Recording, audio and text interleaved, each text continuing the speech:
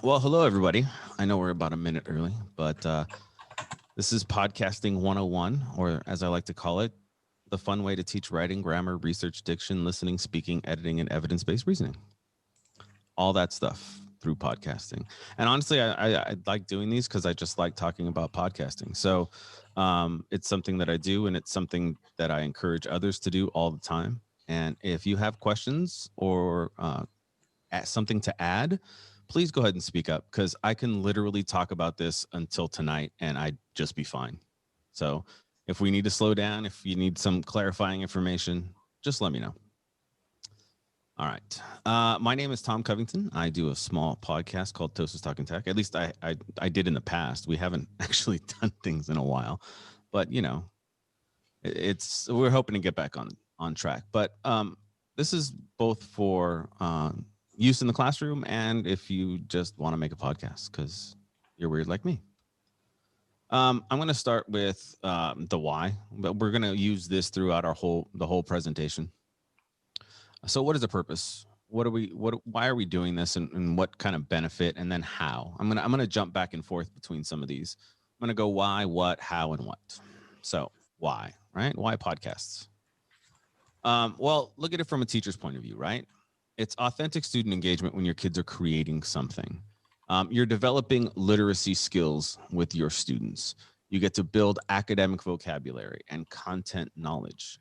We're fostering those 4 C's through every single podcast and other 21st century skills. We're promoting social emotional learning.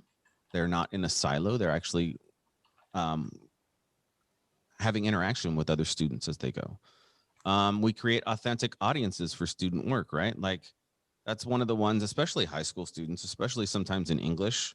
I have to stretch on getting them that authentic audience. And this was one of the ways that I can help students buy in.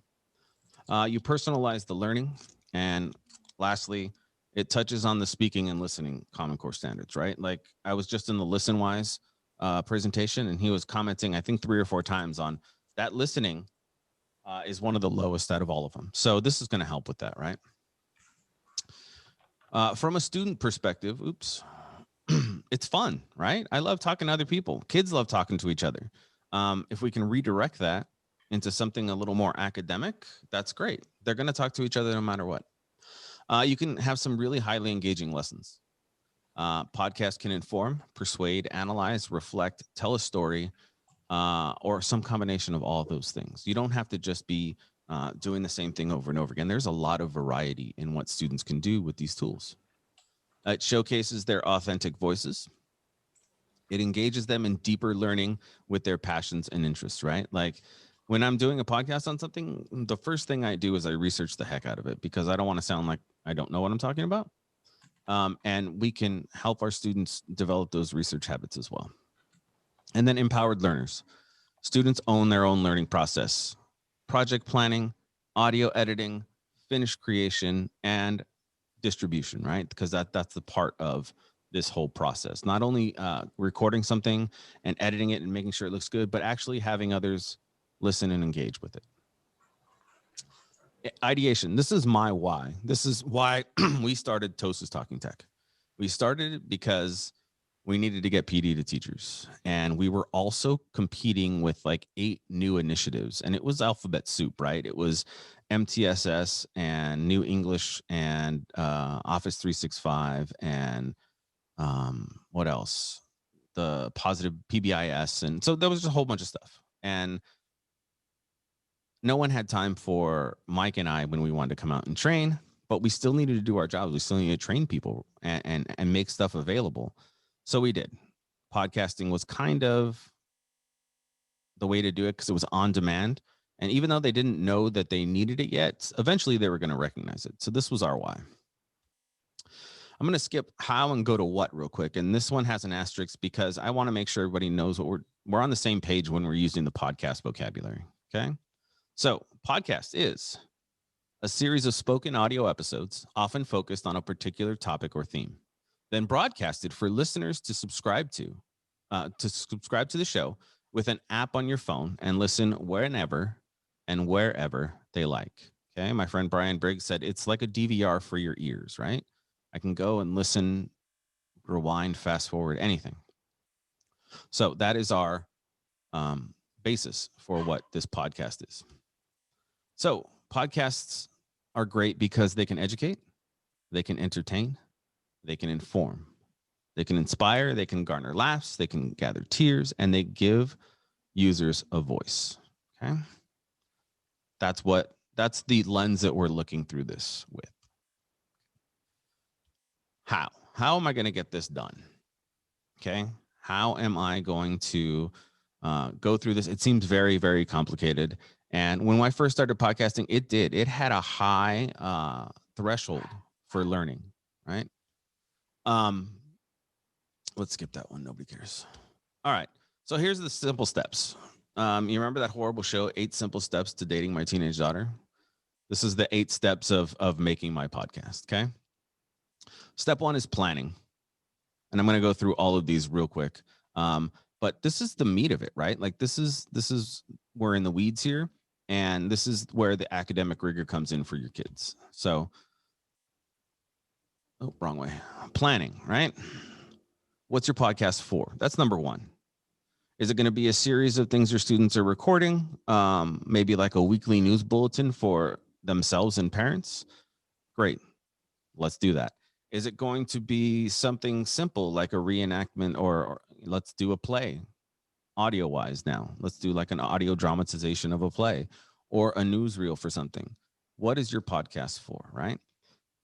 Your podcast is going to have an audience. So who is it for? Is it for your parents? Is it for other teachers? Is it for students in the class to listen to each other's work and to help out? I did a whole bunch that was just students reading out their essays out loud so that other kids can, instead of having it in front of them and reading, could easily download and listen to the. And I like that because I can always mess with the speed, right? I don't have to read yours at 1 time. I can read it 2 times. And as long as you don't sound like a chipmunk and I can understand what's going on, I can move forward. And then 3, because it's a podcast, we need to give people a reason to listen. Now, sometimes those reasons present themselves, right? Like if I'm doing this for a classroom project it's like a weekly bulletin of the stuff that we did in class. I have a built-in audience in my parents, right? Those kids' parents are going to want to listen to see what their kids were doing during the week. I have other students as audience members as well. So when we're actually bringing these things together, we want to think about why are people going to listen?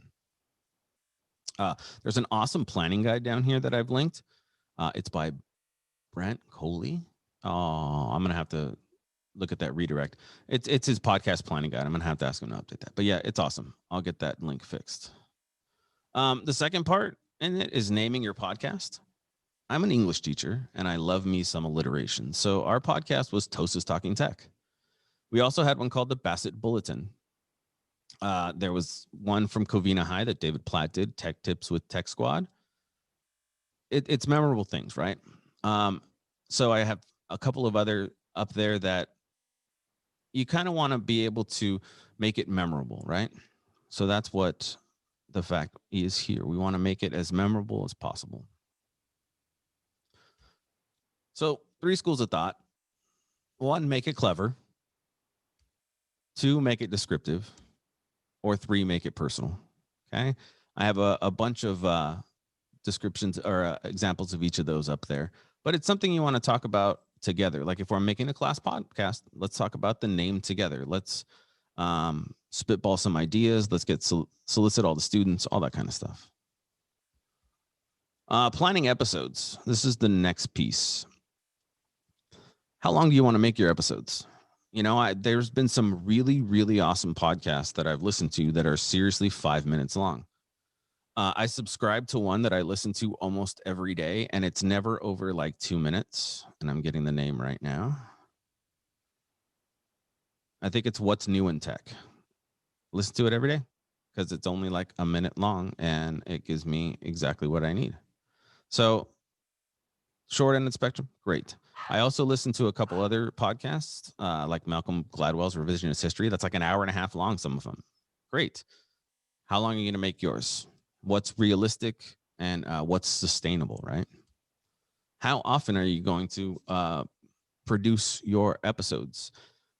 Now, it's going to take a while to not only record, but you have to think about planning. You have to think about editing. You have to think about actually recording the podcast and all the research that goes into behind it. So if I want to do a daily podcast, do I have realistically enough time to get that done? Or if I want to do a daily podcast from my class, am I going to put my students in a rotation so that, every 5 days, it's their turn to record for the day and push it out? So something you think about. How long, how often? Is it going to be seasonal? We didn't do this at first, and then we had other podcasters that were doing it, and we're like, yeah, that fits. Like for PTosis Talking Tech, it's mainly done during the school year, so we kind of started naming our seasons after that. So I think this is season 6. I don't even remember now, but yeah. So we have every new school year we start over with a different season just to keep our heads wrapped around it.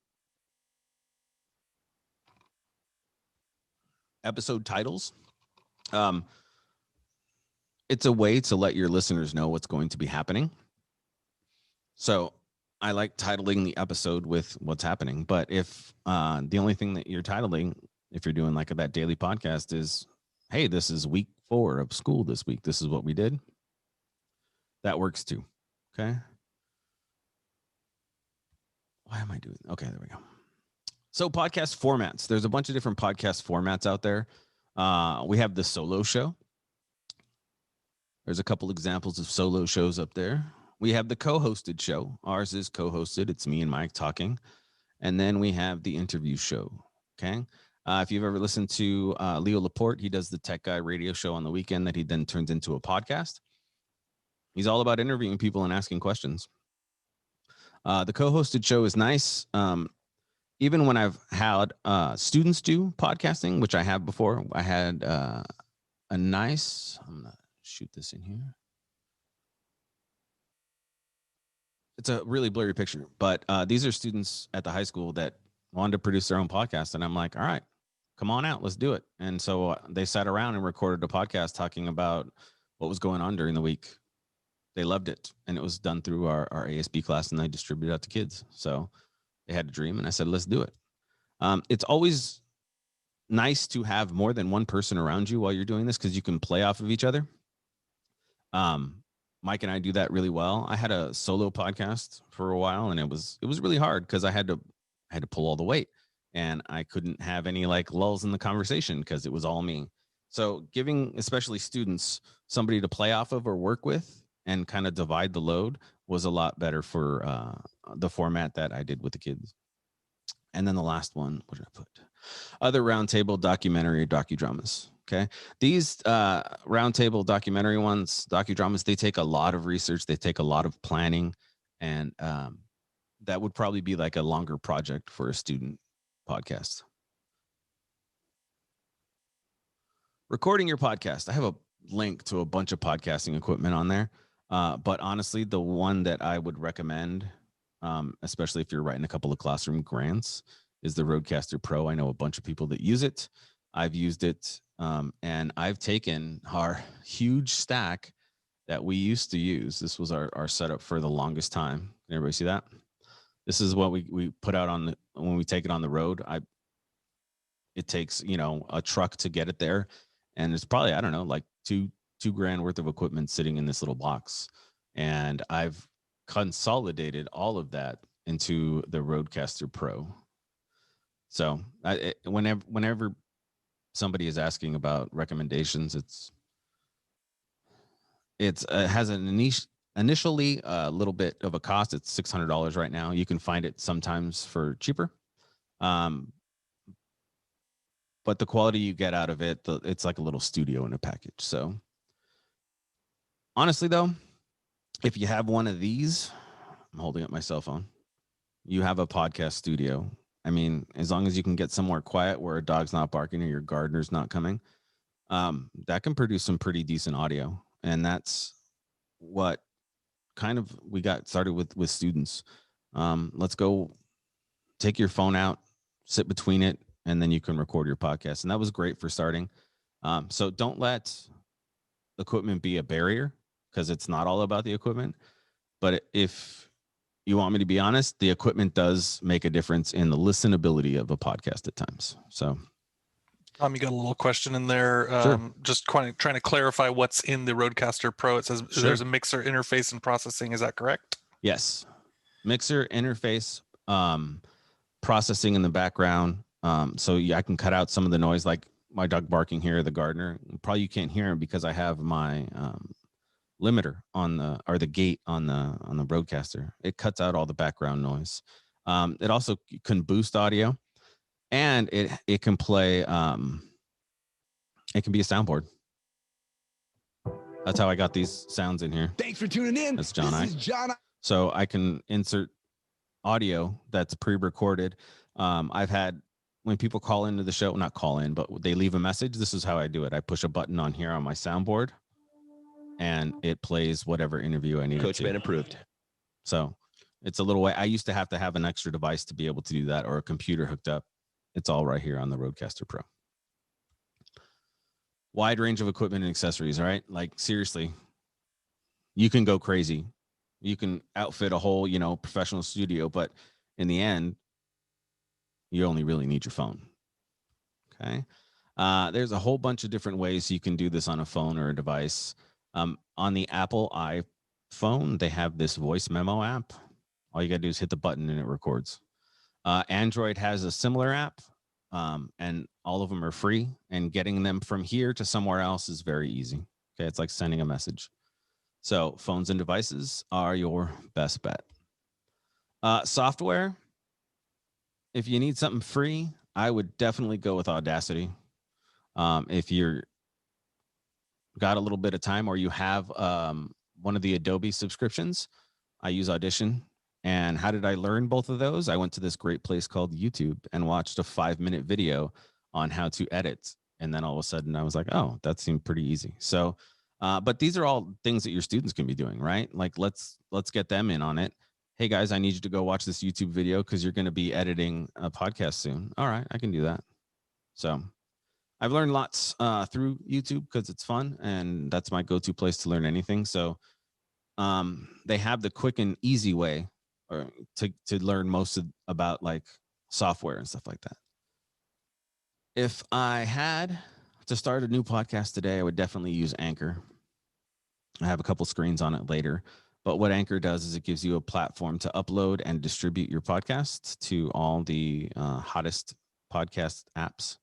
And it's like a 1-button click. So easiest way to distribute is Anchor. It also has some editing features on it as well. You can get into that in a little bit. Let's keep a look at time. All right, I'm good. All right.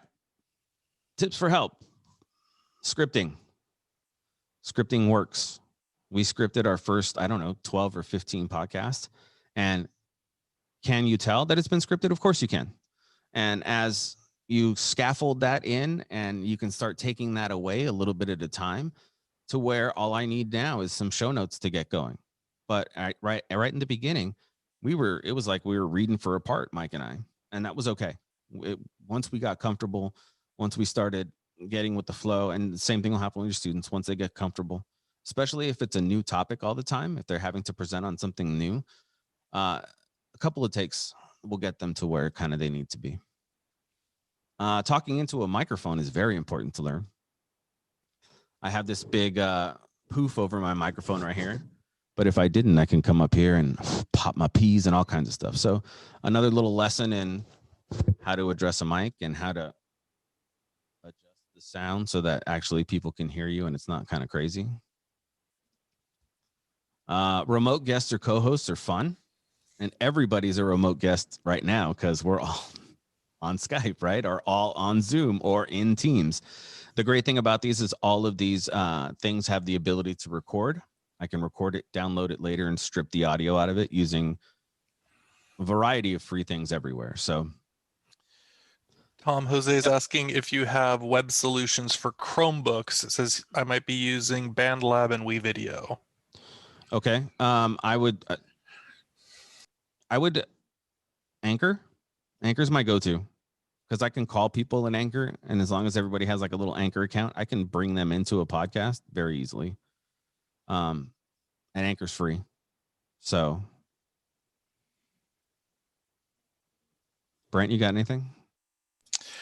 I haven't used it, but there's also Squadcast. I know that Brian's excited Yeah. about that one, which I think is also web-based as It well. is. Does it have a cost though?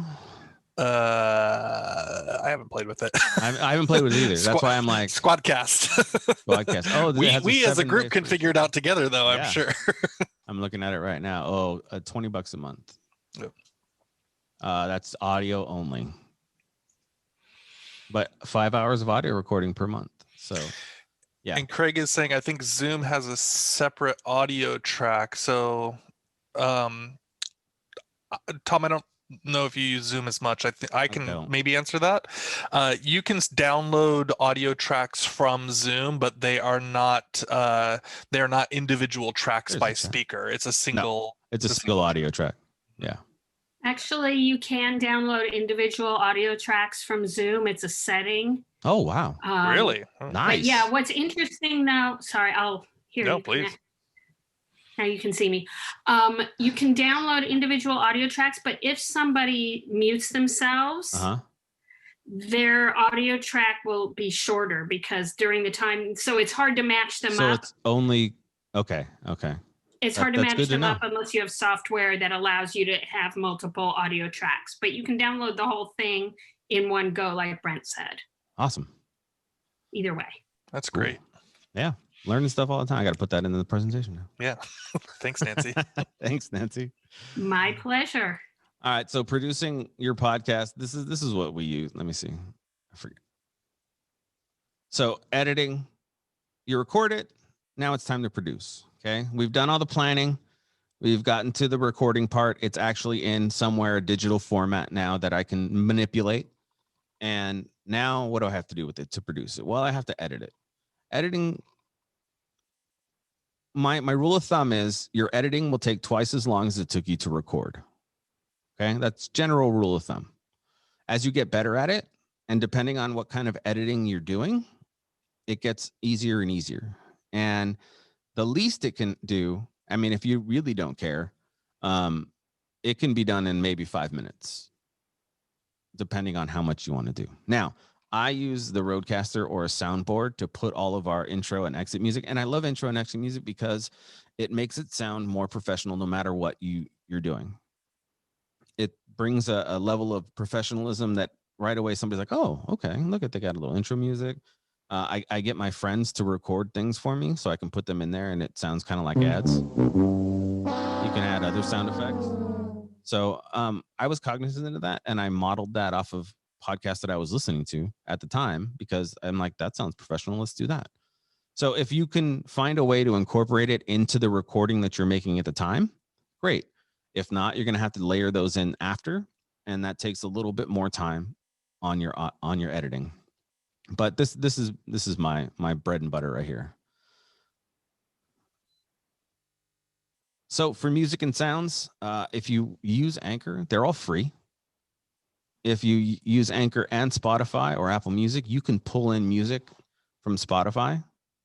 They have an agreement. I'm not sure how it actually works because I've never done it, but I had students that wanted to do in a music class. They're like, well, I want to talk about such and such as music, and I want to actually analyze it. And I said, great.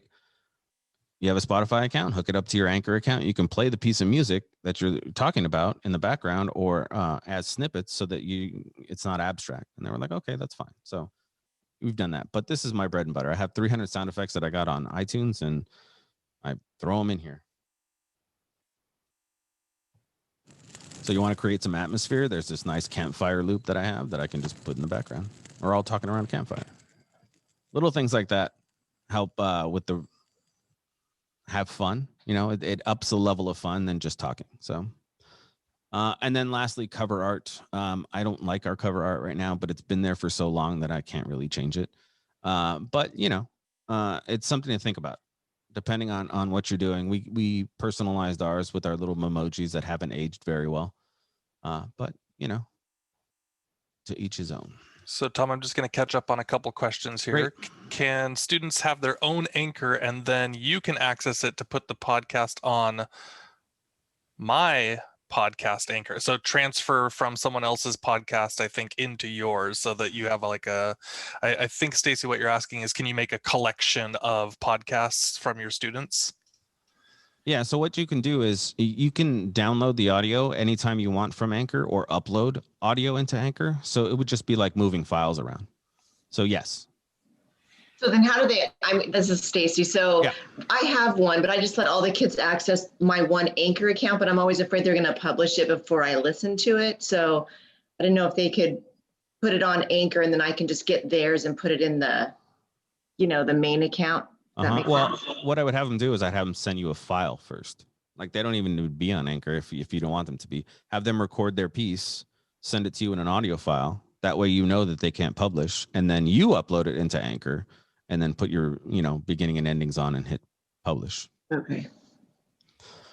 Yep. I have for the Bassett High School one, they just share the account.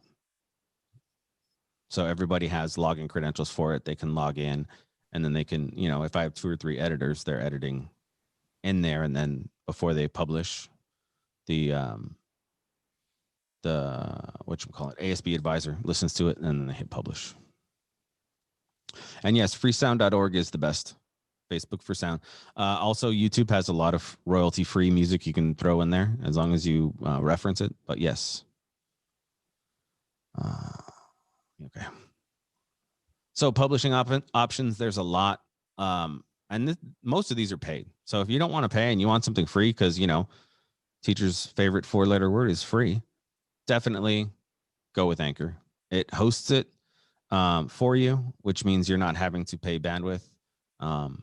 And it will distribute it for you as well, which means you don't have to go through the long and complicating and arduous process of getting from your hosting to somewhere else.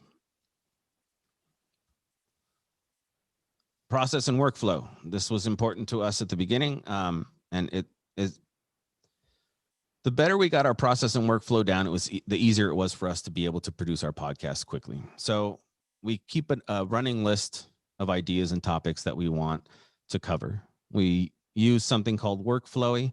It's basically like a Google Doc online. You keep a running list, and also that actually turns into our show notes as well. So it's nice to keep that all together. We do a quick run through of every podcast we do. All right. So first we're going to talk about this, and then we're going to talk about this, and then we're going to finish up with this. We usually try to stick to 2 or 3 topics per podcast, just because it seems a digestible chunk. We don't want to overwhelm people. It's just how we roll. Pre-flight checklist, like, hey, make sure the gardener's not going on in the background, or your dog's quiet, or the phone is turned down, because that was a big one when we were in the office. If we didn't have our phone turned down, somebody would call. We never got calls during the day, but if we were recording, we got like 3. It's one of those like Murphy's Laws, right? We had this nice little podcast recording sign that we'd stick on the outside of the door so that our colleagues wouldn't like slam it open. So those types of things, right? Pre-flight checklist. Number 4, record the show. And you got to remember to hit record. We've had 2 of our best podcasts ever happen when the record button wasn't on. So, it's one of those kind of rites of passage as a podcaster. You're like, oh yeah, that show would have been awesome. Yeah. So always double check. And the old way when we used to record, I had this Roland R5 recorder, and you would have to hit record once, and that would put it into standby, and then you have to hit it again to record. And I always, it was crazy. Then we went to the H6, the Zoom H6, and that was a big button, and you just hit record and you can see it. And now on the Rodecaster Pro, it turns from green to red when you're recording, like, a professional studio. So we can obviously tell that, yep, that's the Roland R5. Yeah, that's the one where you got to hit it twice. So next, after you record the show and you're happy with it, you import it into one of the editors. That was just one of my duties that I did, but Mike and I had different, he'd do a lot of the research, I do the editing. There we go. So it was one of those duties you can divvy up. At the beginning, like I said, 2 to 3 times the recording length you're going to spend editing. And most of the time it's because you're cutting out those ums and ahs because they embarrass you, because I know they embarrass me. And the other half of the time you're cringing at your own voice because you're like, oh, that's not really what I sound like. And that never really goes away either, just to let you know. At least for me, it hasn't. But yeah, so take out those ums and ahs if you want. And then, I don't know, by about episode 30, we were kind of like, I don't care anymore. And we kind of gotten better at the flow of talking to each other without using those filler words. And so our process got more streamlined and more streamlined. Now, if there's a mistake, because those happen too, or if we need to cut something out, I will quickly note the time down so that I can go directly there when we're editing and just cut that part out. And then we'll do one of the markers so I can quickly find the audio spike and go right to it. So a couple of different tricks, but it gets easier as you get more proficient at both the flow of the podcast that you're talking about, the flow that you're talking with somebody else, and the familiarity with kind of what you're doing. The next thing we do is just something that I did. I like to edit the ID3 tags. Those are just meta tags that are on your file that help people either find out what it's about, or when you upload it into whatever you're publishing to, it'll actually tag some of the data already there. And then lastly, you upload it to wherever you're going to actually distribute from, and you publish. Uploading is like, you know, from here, I upload to our host, which is Libsyn. And I type in a couple of show notes stuff there, and then I publish. So that's it. Anchor May I app. ask a question or two, Yes. Tom? Go ahead, Craig. Now that you've done this so much, Uh-huh. when you do the edits, do you do a couple of passes through and write down sometimes in edit notes, or are you just inchworming your way across? What is the method that works best for you? I'll put a marker when I know that there's a mistake that or something that I want. And Sure. It's either a visual marker, because I can hit on the Rodecaster to put a marker in, and it does it digitally, but I'll also clap, and it'll spike on the we used to have a dog clicker, and that works really well too.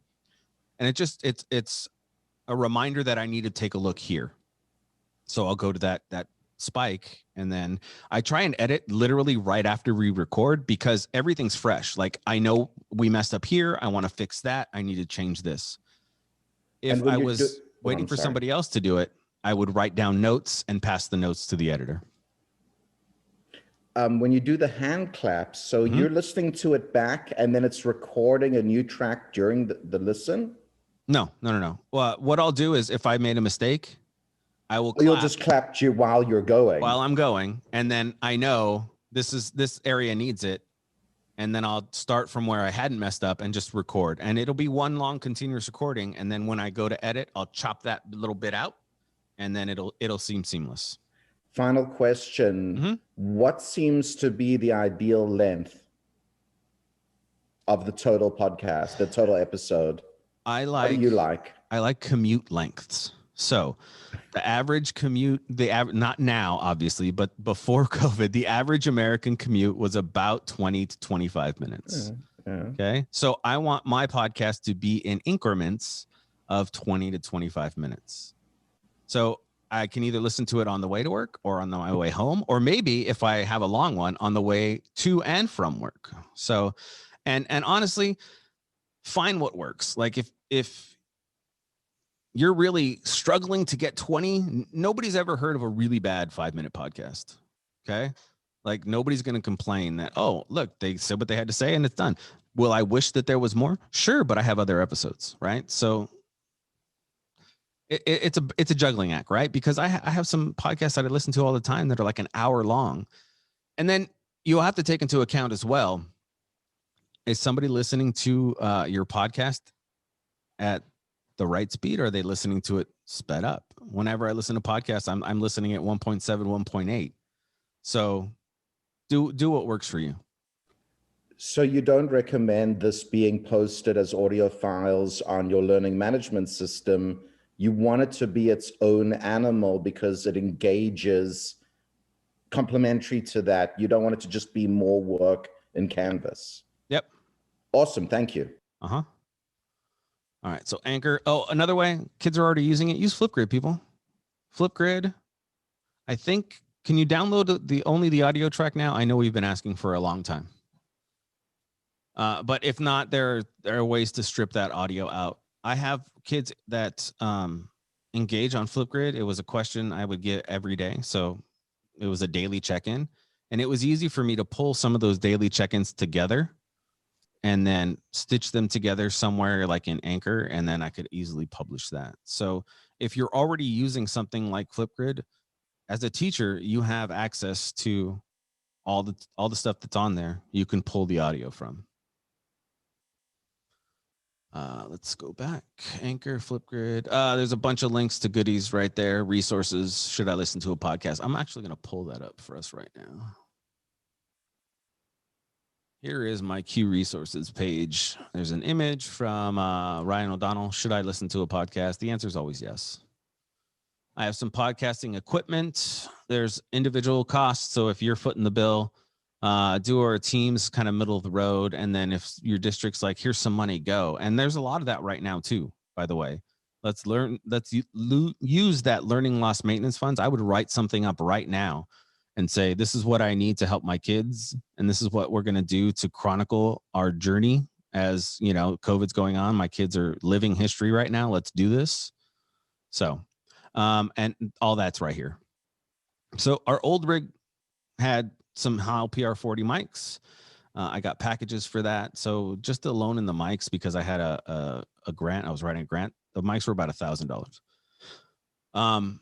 The mic that I'm using right now is, I think, $199. And then I have some Shure, I think they're S57s. Hold on.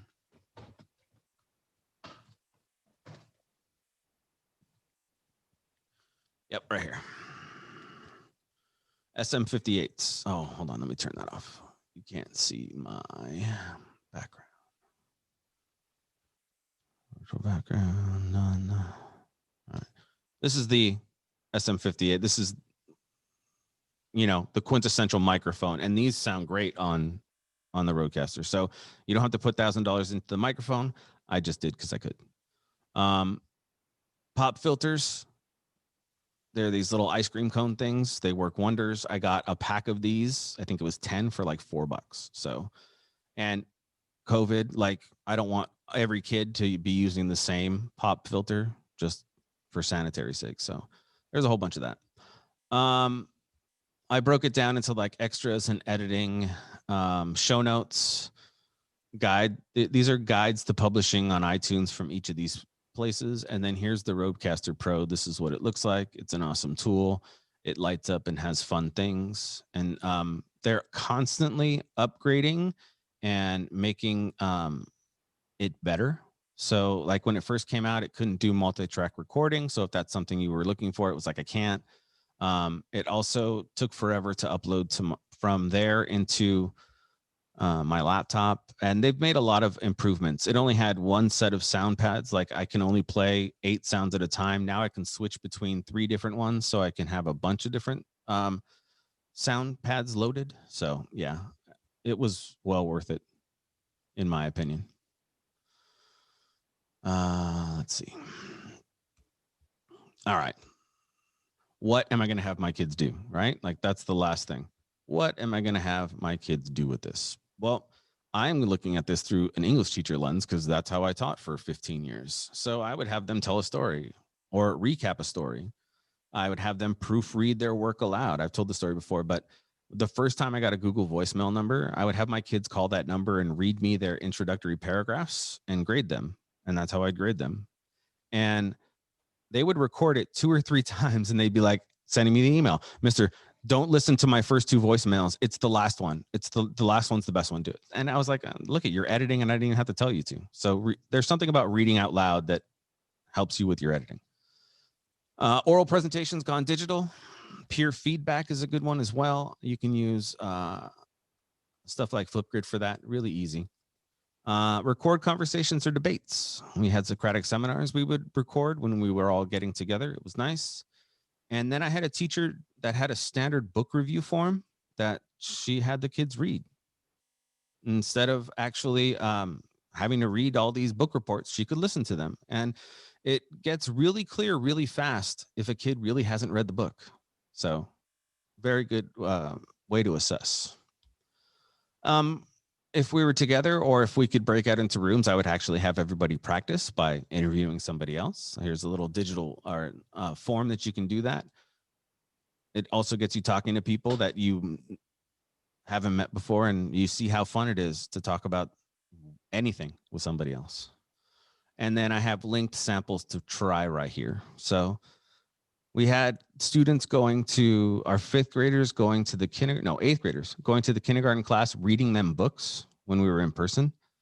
Now, an 8th grade teacher is actually having a student record them reading the book and then sending it down to the kindergartners so that they can listen. So really cool ideas coming out of just using audio in the classroom. There's a bunch of other awesome resources. How much time? I don't even know how much time I have left. I'm not a good we got about 5 minutes left. Oh, perfect.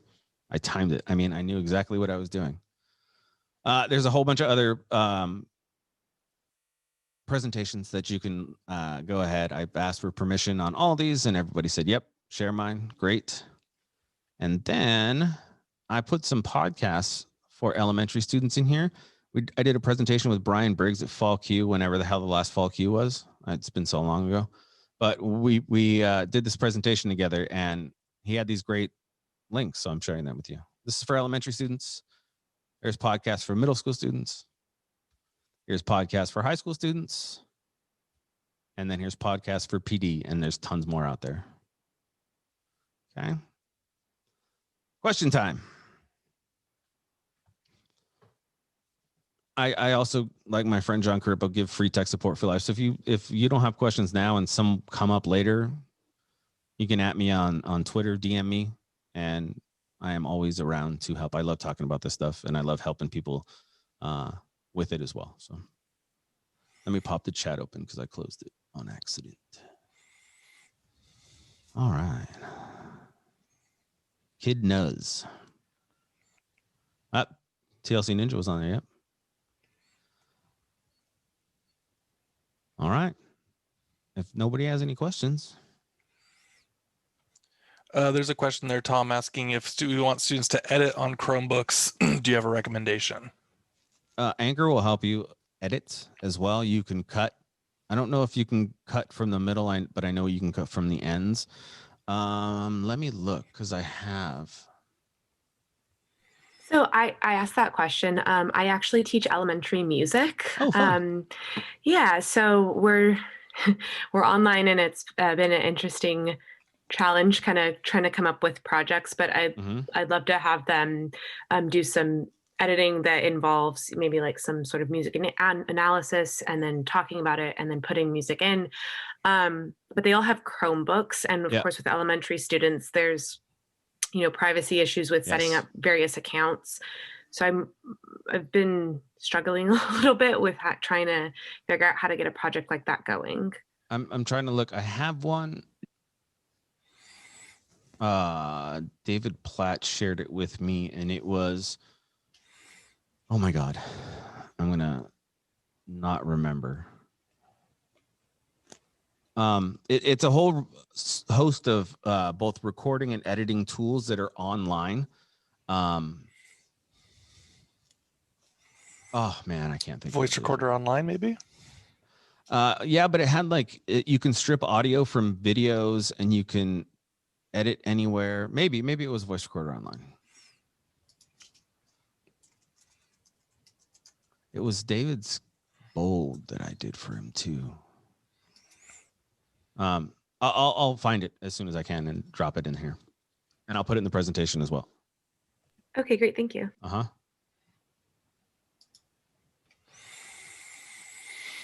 Anyone else?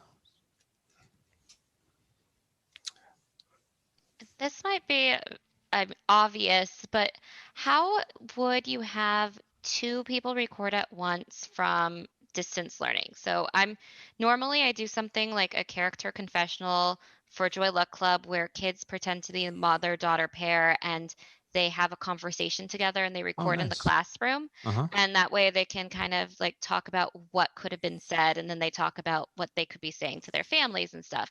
But they have this moment where they act things out. And I'm trying to figure out how to do that remotely, because I do use Flipgrid, but it's kind of hard. I know they learned how to put Flipgrids together, but that would take a lot of acting and Flipgrid making to like send each other recordings. So I was trying to figure out if there was a system where they could go inside like a Zoom breakout room and record that session. We're doing that in Zoom right now. Yeah. Yeah. So this session is being recorded. Students can record to their computers from a breakout room. So this session is actually being recorded. So ultimately, if students just want to talk to each other, they could record down, and then with Tom's link, you could strip out the audio from the video. Yep. That's perfect. So I don't know if it's a district setting, but I've been trying to play with that. Do you have any like videos or any like do you guys use things Zoom on how to do that? Yes, we use Zoom. Okay, I don't know Zoom. I do Teams. I know Teams. Okay, but I'm not very proficient at. I'll look it up. We're gonna get closed down soon, but I can just say it is in more recent versions, so everybody has to have the most updated version. Bye, everybody. Thank and you. We're leaving in 3 seconds. Sorry, I hope that helps. Guy, that's right. That's right. Is that the blue? I had OC no t-shirt idea there? you guys were closing the sessions instantly. So like Leticia and I were like literally mid-sentence. That was very cute. I don't know. It didn't give the countdown this time. It just okay. went. That's not accurate, Stacy. We got 12 seconds. I got it wrapped up. Okay, you got 12 seconds. Yeah. No, there was a countdown. I saw it in my session. Did it automatically stop recording when it kicked everybody out? It could, mine says it's still recording, but I got kicked out of my room. I mean, I wasn't presenting, but it shut down our room.